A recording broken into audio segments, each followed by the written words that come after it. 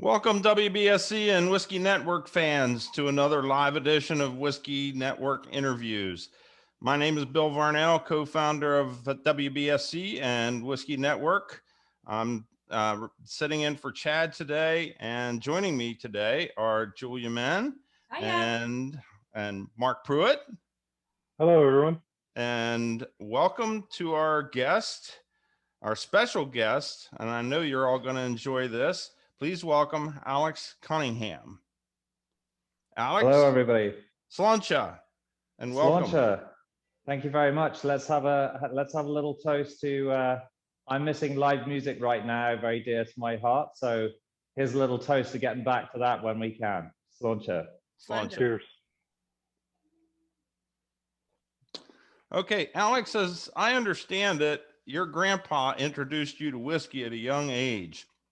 What was it that appealed to you when your mates were drinking cheap beer and you were drinking whiskey?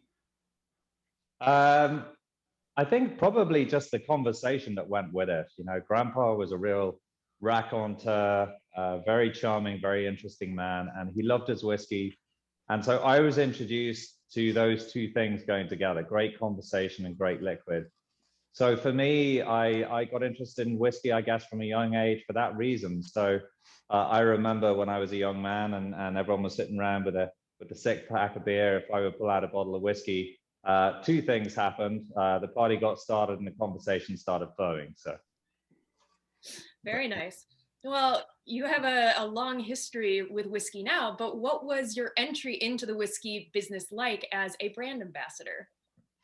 Yeah, that was good fun. So that was back in 1999. I was based out in Australia. I got the job in Dublin, and then I was posted out there and worked on the #1 Irish whiskey brand. Started out life as an ambassador, and that's really where I guess I'd learned a little bit about the joy of consuming it and then the fun of selling it and starting to talk to the trade and bartenders and distributors and everything else.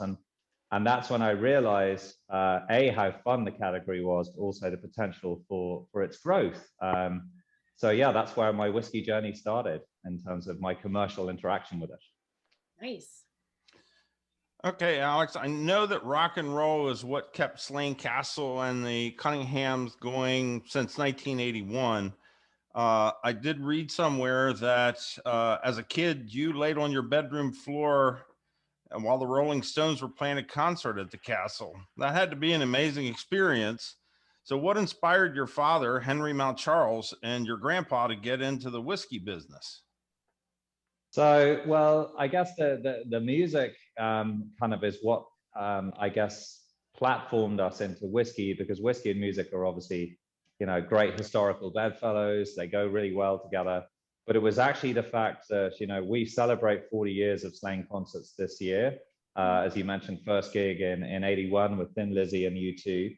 But live music wasn't always so strong. And then around 2009, when everyone was getting the smartphones and downloading music, we suddenly realized that our biggest source of revenue as a family was potentially under threat if people were going to start watching holograms of Hendrix in their living room. So we needed to diversify, and we have amazing farmland here. So we actually grow barley. We've grown barley on our land here for hundreds of years. So we had the raw material, and behind me, the beautiful River Boyne, which provides our water source. And then the buildings that I'm sitting in right now date from the 1750s, and they were the old stable yards and farm buildings. And that has provided the perfect home for building the distillery. So love of music, love of whiskey, and all of the raw materials, it just made sense for us to get into the whiskey game, and we get to do something we love. Well, it must have been quite devastating when the Cooley Distillery was purchased by Beam and cut off your whiskey source in 2012. And as I'm looking at my notes here, I see that Brown-Forman got into the business with you in 2015. So that must have been pretty exciting as you're building your own distillery to produce your own whiskey. It sure was. And, you know, when that incident happened with Beam acquiring Cooley, yeah, you're right. We lost our liquid, and that was a major setback because we were launched under the Slane Castle brand initially. But Dad has always taught me that out of every problem comes an opportunity. And I had already talked about building our own distillery. Dad thought, nah, slow down, son, you know. But when that happened, we really had no choice. It was either throw in the towel and give up, or dig in and dig deeper and put together plans to build our own distillery. So myself and Dad financed the whole design process. We secured the planning permission. We're in a special area of conservation here, so we had a lot of loops to jump through. So we had everything ready to go, but we knew we couldn't build it on our own, and that's ultimately where the partnership with Brown-Forman came in. And so they invested in the project, and that allowed us to turn that dream into reality. Very interesting. All right, I'm going to touch on something that I read while I was researching about Slane Castle and your distillery, and I'd like you to elaborate on it because I think it's very whimsical and interesting. We know that your primary water source is the River Moyne, which is behind, I believe, behind the distillery, or is it in front of it? It flows down below the distillery, is what I would say. So the castle and the distillery on high ground overlooking the Boyne Valley. Okay, so could you tell us the story behind your search for a secondary water source on the castle grounds? Oh, okay. Yeah, no, we needed a backup water supply because, God forbid, there was ever a pollution risk in the river, and it is beautifully clean, by the way, but it's important to have a backup plan. So we needed a borehole. And so I paid this company to come in, a drilling company, to try and find, and they got out all the maps and the technology, and they're looking around, and by the time they dug the fifth hole, and it was like $5 or $6 grand a hole, I was like, this is ridiculous. I'm bleeding money here. So I then did what I should have done. And I got a fairly amazing gentleman. Anyway, he was a water diviner. And I got him out to site. And this, of course, put the backup of the drilling company. And he took us to a completely different spot. And we dug a well, and sure enough, we hit an amazing supply of water. But unfortunately, it was a fractured seam, so it was a little dirty. So I said, we can't use that. He said, so he said, I can find you water, but I can't tell if it's clean. So he then took us to a completely different spot, miles away from where we had thought. And I'm thinking in my head, every step we're taking, this is going to cost more and more because the piping run. But sure enough, he put his stake in the ground, and we went on that precise spot. Beautiful, absolutely crystal clear, wonderful supply of water.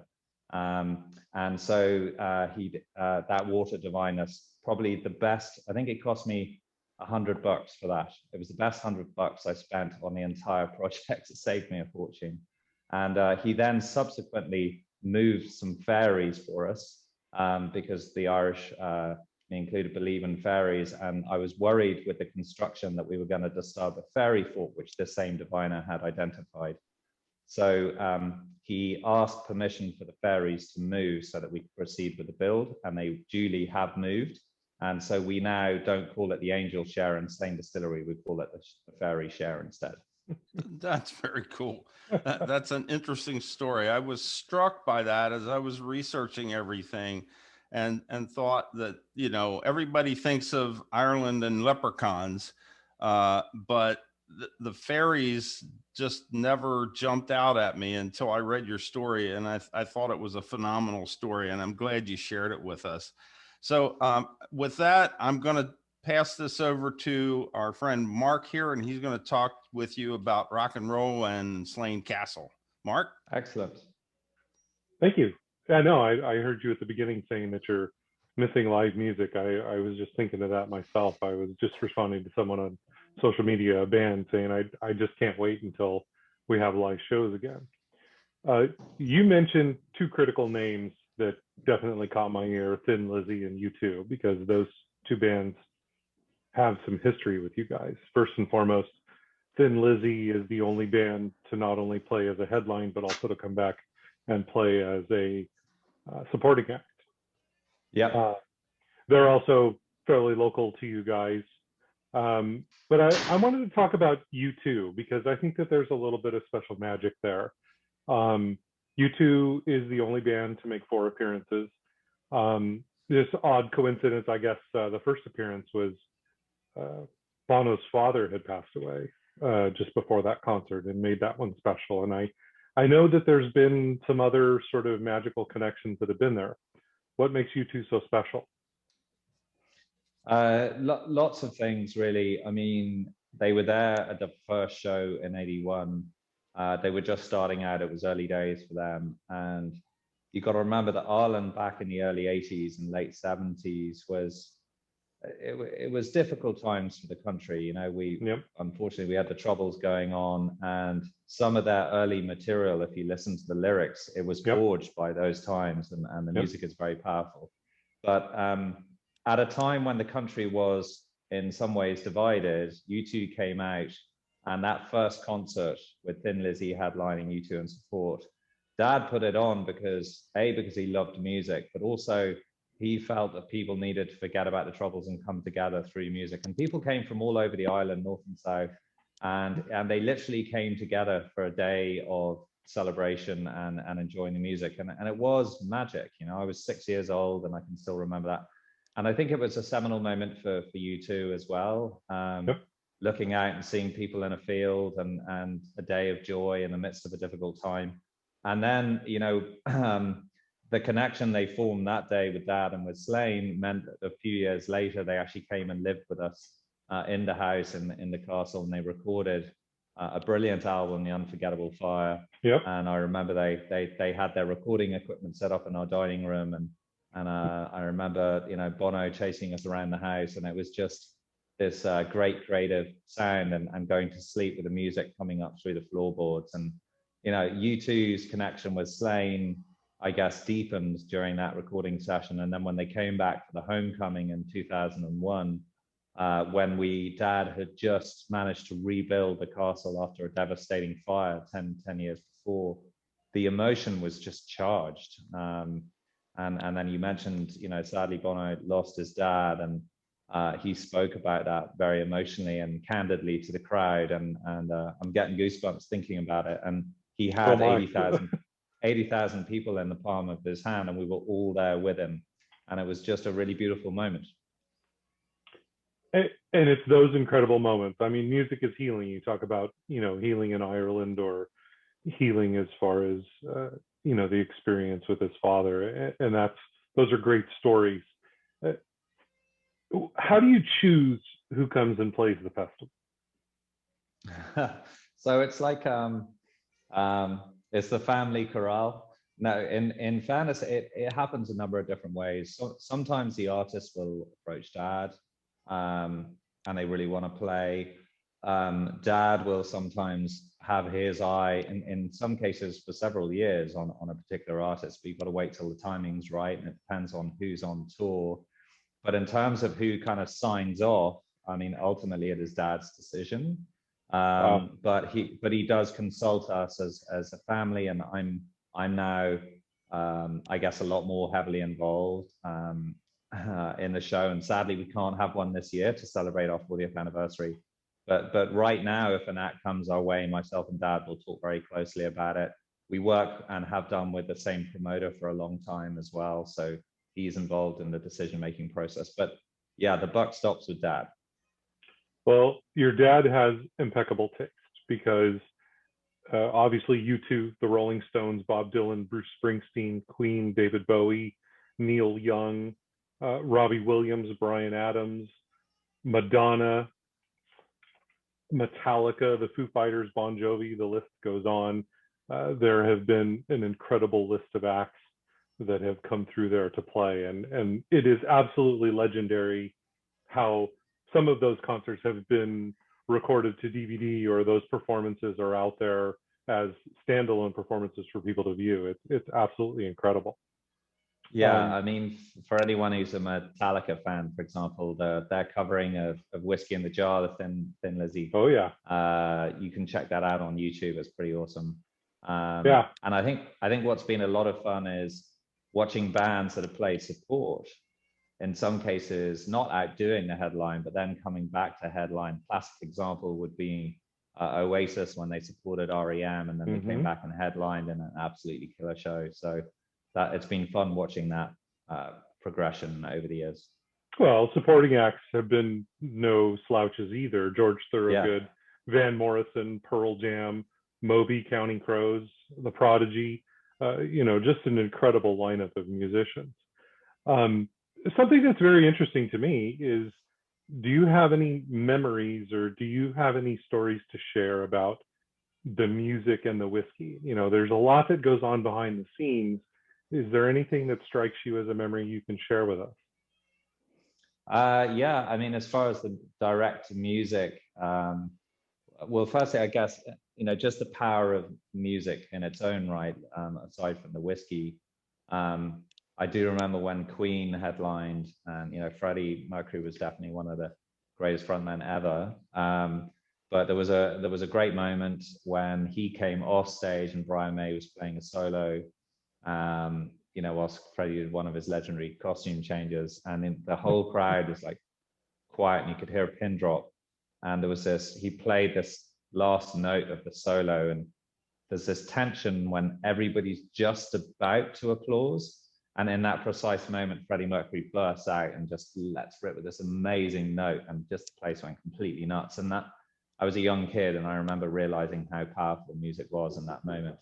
And then in relation to, sorry, hold on one sec. No problem. In relation to, sorry, my son knocking on the window behind me, apologies.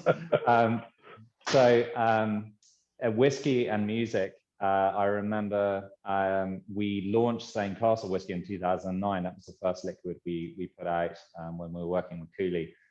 We launched it at the Oasis concert. Now, if you're going to launch a whiskey brand, they're a pretty good band to launch. That's the right band to do it with.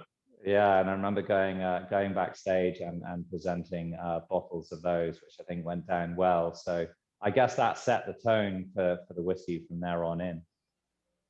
Well, if music is healing, maybe we can just release it into the universe that Slane can heal Oasis and bring them back together. What do you think? Now that'll be something, wouldn't it?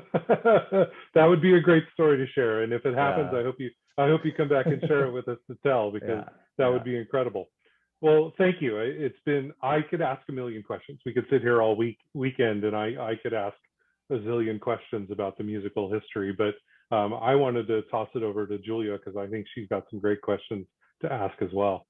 Oh, well, cheers. Thanks, Mark. And thanks again for joining us, Alex. This is actually the first time I'd ever had Slane whiskey, even though a few years ago I had been at Slane Castle and had lunch with some friends there. And I'm not sure even at that time I realized there was a whiskey distillery. I don't know if you guys had just recently opened, but I wasn't really into whiskey back then. So this is so exciting. Wow. I wait to go back to Ireland and actually visit the distillery now, because this is fantastic. So we're all whiskey lovers here. It's been great hearing about the music and the history, but let's just appreciate what's in our glass, right, kids? Like, just the nose alone, it is so enticing. It's full of like spice cake and marshmallows and that toffee and vanilla. And then on the palate, when you drink it, just that flavor explosion. Now, there's so much going on in this glass, and this is a blended whiskey. So tell me about Slane whiskey, the whole process. I know you guys grow some of the barley, the one that you don't grow, it is Ireland sourced. So just tell us about the entire whiskey making process of Slane. Sure, yeah, will do. And I love some of those notes that you picked into there, because you're absolutely on the money. So I guess our ambition really for Slane, if you look at Irish blends, and there's plenty out there that people can try.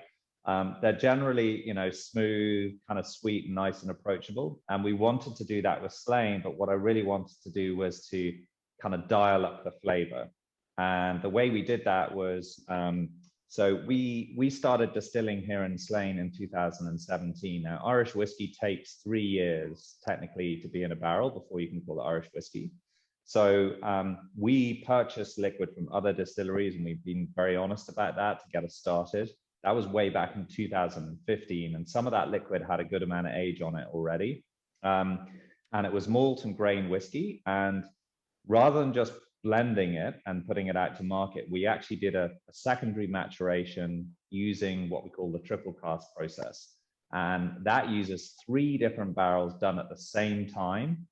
And that took roughly another 2 years for us to do. And then we blend them back together. And each barrel brings something different to the equation in terms of flavor profile. So you spoke about vanilla, right? And if you nose this, that's what you get. You get a lovely, sweet, aromatic, quite heavy note of vanilla.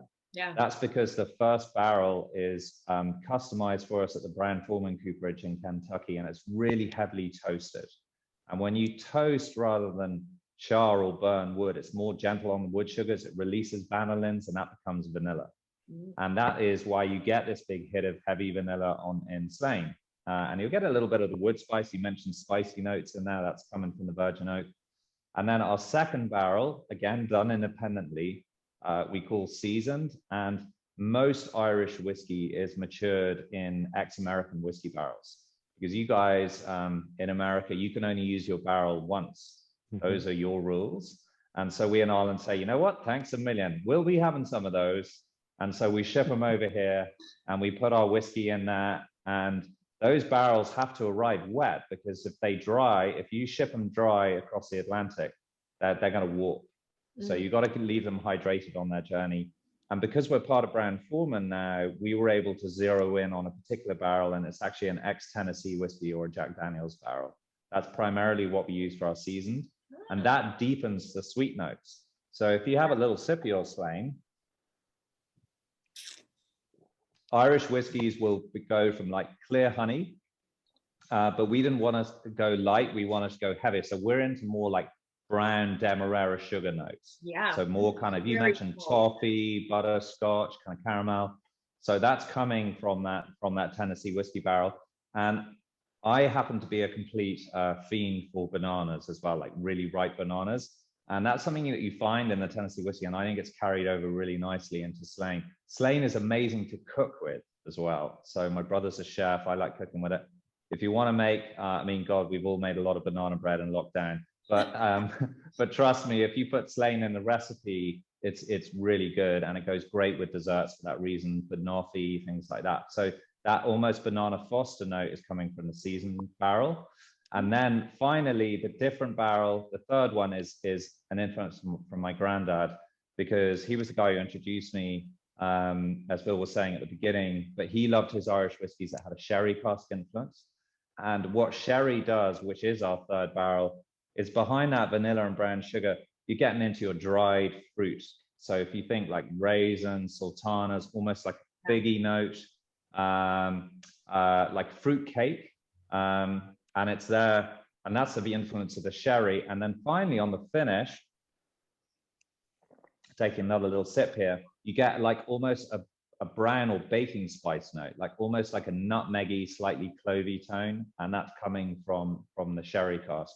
So Slane is effectively three different whiskies in three different barrels, which we then blend back together again. And the purpose of doing that is to make Irish whiskey amplified. And by amplified, I mean we dial up the flavor. So we pushing the flavor. And so this is our blend, and we are making whiskey here in Slane Distillery, and gradually we'll be phasing that liquid into the blend, as well as laying down our malt whiskies and pot still whiskies and single grains for the future. And we are using more and more of our barley that we grow ourselves. And as Bill said at the beginning, we have two water supplies, one from the Diviner, the fairy-friendly supply, and then also we got it direct from the river as well. Oh, wow. Yeah, that's fantastic. And this is absolutely, I was surprised by how complex it is, because I've had a lot of blended whiskeys or, Irish whiskeys, and they're great in their own ways, but I was just really floored by how intense and complex this is. It takes you on that nice journey. It's not just the sweetness, it's not just the fruitiness. There's that spice note. It's very full, it's well-rounded, it's just delightful. And I love how you said you like to cook with it, because I'm like, oh, but it's so good to drink just as it. But I decided to make one of your cocktails, the Riverboard Fizz. Oh my goodness, this is freaking delicious. Yeah, it's good, isn't it? So I'm going to interject here a little bit, Alex. And I brought this up to both Mark and Julia. When I got the bottle, I opened it up and nosed it. And the very first thing that hit me was angel food cake or marshmallows. Yeah. and marshmallows was the first thing that came to mind, and then the angel food cake came a little later. And it come to find out there is a recipe in your family using Slane Irish whiskey to make angel food cake. Ooh. So I believe we're going to get that recipe. Someone mentioned to me that we would get that recipe. That would be wonderful. So back to you, Julia. Yeah, no worries. Oh, that sounds delicious, and I would totally love to try that. So you took us through the triple cask, which is awesome. I had also read you were interested in some point, maybe down the road, using native Irish oak for your whiskey. Yeah. Is that actually in the works? Absolutely. And how do you think that would influence the whiskey? So we have about 350 acres of woodland on our own family lands, and that would include some quite old native oak woodland. We're also committed to both underplanting, kind of restoring that ancient woodland, and in fact planting new woodlands. I've just planted, with the support of Slane Whiskey, we just planted 14,000 trees, primarily oak species. Now, I'll be long gone before those get to maturity, but this is why whiskey is so wonderful, because you have to think that long term. But hopefully one day some of those will be turned into barrels. But we can take timber, more mature timber, select stems. We haven't done it yet, but it's definitely something that we'd like to do. So native Irish oak is very different to American white oak. It's a harder wood with higher tannins. So it's you're going to have to treat that wood it's going to be quite aggressive on the whiskey. Some other Irish brands have already experimented with native oak, and traditionally, a couple of hundred years ago, a lot of barrels would have been made here. So you're probably just going to have to be more careful about how you treat, i.e. toast and char that wood to deal with the tannins. It produces a pretty a lot of complexity in the whiskey, but it's going to need a long time to get beyond the tannins to actually get into the flavor notes. So I'm excited about what it will do, but it's going to be a couple of decades away, I suspect, before we see the results, unfortunately. Yes. Well, speaking about planting trees, I know Slane is pretty big into biodiversity and taking care of the land itself. You guys have a really cool salmon ladder. And do you want to talk about and share any of your really neat initiatives that I've been reading about? Because I think it's fascinating. Yeah. I love seeing when whiskey companies really take ownership of not just creating good whiskey, but taking ownership and stewardship of the land. Yeah, I mean, that goes back really to my sort of personal philosophy, which is an ethos, which is inspired by Dad. I mean, when I was walking around the farm with him when I was a kid and I was a youngster, I remember asking, as he was working so hard with Mum, they'd open a restaurant, they opened a nightclub in the basement, they were doing the gigs, they were doing weddings. I mean, they worked around the clock.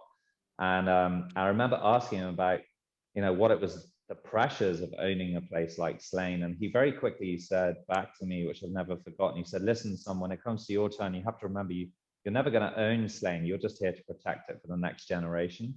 And that really has been my kind of guiding light. And with my wife, Karina, we've done a lot to try. And, I hope we can leave things a little bit better than when we arrived. And that means looking after our community, looking after our environment. So when we grow our barley now, we are, for example, using break crops. So barley is quite greedy in terms of it'll take a lot of nutrients from the soil. So what we do now is we intercrop in between the barley cycle, and we plant crops that will naturally put organic matter and nitrogen back into the soil. And then we'll plow those back in to kind of improve soil structure and organic matter. I now plant wild bird covers around some of the fields, and those are deliberately to provide biodiversity habitat, which is great because I love the birds and the bugs, but actually they have a functional role in that they will naturally manage the pests in the crop, which means you reduce your dependence on chemicals. We're also planting hedgerows to provide like a road network for wildlife to move between the blocks of the woodlands along the edges of the fields. And then you mentioned the salmon ladder. That was because one of the things you have to do in a distillery is think about fire, unfortunately. And so we restored a mill pond to provide a body of water for our firefighting pond. The problem with restoring this 19th century mill pond was that the salmon had historically not been able to jump the wall of the mill pond. So what we did is we built for them a ladder, which is basically a series of ponds where they can navigate around the mill pond and get upstream to spawn. And that had been inaccessible to salmon for probably 50 or 60 years. And as a direct result of the distillery, we have now reopened that watercourse for spawning salmon. And we know it's working. They come up every year. So wow, that's amazing. Yeah. Well done, you. That is so cool to hear. You have so many great stories. I mean, from fairies and water diviners to helping save the salmon. That's really terrific. With this whiskey, something I wanted to kind of go back on because it's related to the casks. There is some really intense color on this. Mm-hmm. Is it naturally colored, or do you add anything? So, and again, I believe in being honest. So the virgin oak and the sherry cask will both deliver a lot of color to whiskey. New wood is going to do that. This is why American whiskey tends to be quite dark in color, particularly if it's got a bit of age. And the sherry is going to be dark, not just from the wood, but because there's actually a bit of sherry left in the wood, and that's going to add direct color. So Oloroso sherry is a medium-bodied sherry, and it's got a good amount of color. So that means Slane is naturally going to have a certain darkness to it or richness to it. We do use a bit of caramel just for consistency, but we're not looking at to distort, but we use it to kind of keep consistency. And that is an aesthetic. It doesn't do anything for flavor, but Slane naturally has a good amount of color. So here in the distillery, we do a deconstructed tasting where you can actually taste the 3 different casks independently. Ooh. And the color of each of those casks is very different. So the virgin has this, a good amount of color. The seasoned, because that's the barrel that's already been used, is much paler. It's almost like a straw complexion. And then the sherry is probably the darkest of the lot. So when you combine those, you're obviously going to land somewhere in between. And so we use the caramel just to make sure that we get consistency. Very nice. What is your production numbers like, daily and yearly? So you're creating all of your own juice now, right? You don't source from anywhere else. So I know you're going to be planning to get bigger, but what numbers are you looking at nowadays? So so we actually, just to complicate things, we make 3 totally different types of whiskey in one distillery. So if you're in Scotland, generally speaking, not always, but generally speaking, you'll be a distillery that makes malt whiskey, or you'll be a distillery that makes grain whiskey. And they're 2 very different plants. Grain distilleries tend to be very large. So, and the malt distillery is a little smaller. Here we have pot stills and column stills. So we make triple distilled malt whiskey. We make triple distilled pot still whiskey, which uses unmalted barley in the mash bill.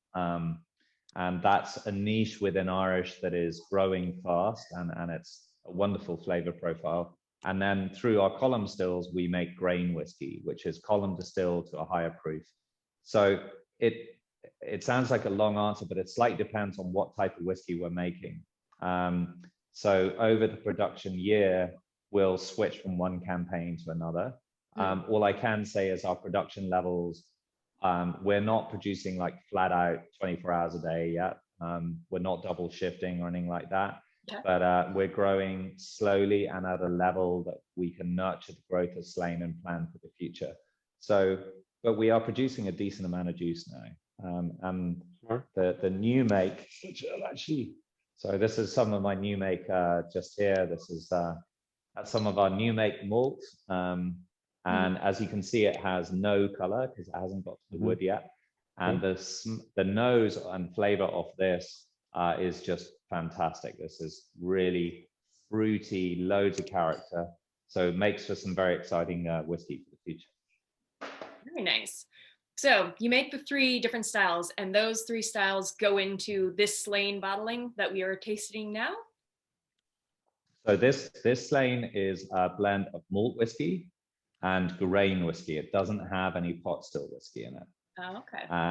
And so pot still whiskey will be a category that we develop kind of on its own. It's going to take a few years because that one, out of the three types, that one probably needs longer in the barrel than either malt or grain whiskey does.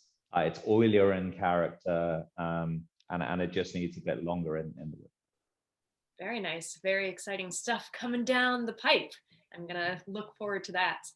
Well, kind of wrapping things up on the whiskey side of things, St. Patrick's Day, as we all know, is kind of right around the corner. Yeah. And there are a lot of different feelings about St. Patrick's Day inside and outside of Ireland. I think Slane is big fans of St. Patrick's Day. So tell us about that, your connection with it. Do you guys do anything special? Have any traditions, celebrations? Tell us about that. So like every good little rural village in Ireland, we have a lovely parade here every St. Patrick's Day.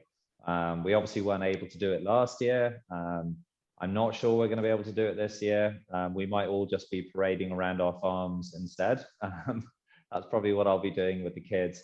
But Slane has a direct association to St. Patrick in that overlooking the village and indeed the distillery and Slane Castle is the hill of Slane. And there's a mound up there, an ancient mound, and that is reputed to be the site where St. Patrick, on one of his visits to Ireland in the early days, when he landed here, Ireland was ruled by the High Kings, and the High Kings of Ireland were based at Tara, the hill of Tara, which you can see from Slane. And at the spring equinox, the High King would light a fire there. No one was allowed to light a fire before the High King. And Patrick knew this, and he directly challenged the High King's authority by lighting a fire on the hill of Slane as a challenge to his authority. And there was then probably a skirmish, warriors were sent out, Patrick was captured and was brought to the High King. He passed a series of tests, and as a result of that, the High King allowed him to go on kind of spread his word. So that act of defiance, or kind of was a marked moment for Patrick, happened here right in Slane, and that mound is on our land, and it directly overlooks the distillery. So St. Patrick visited Slane. Wow. Oh. Oh, that's a very cool story. I didn't know that there was that much history involving St. Patrick on your castle grounds. Yeah. We certainly appreciate you visiting us today, Alex, and we've enjoyed it very much.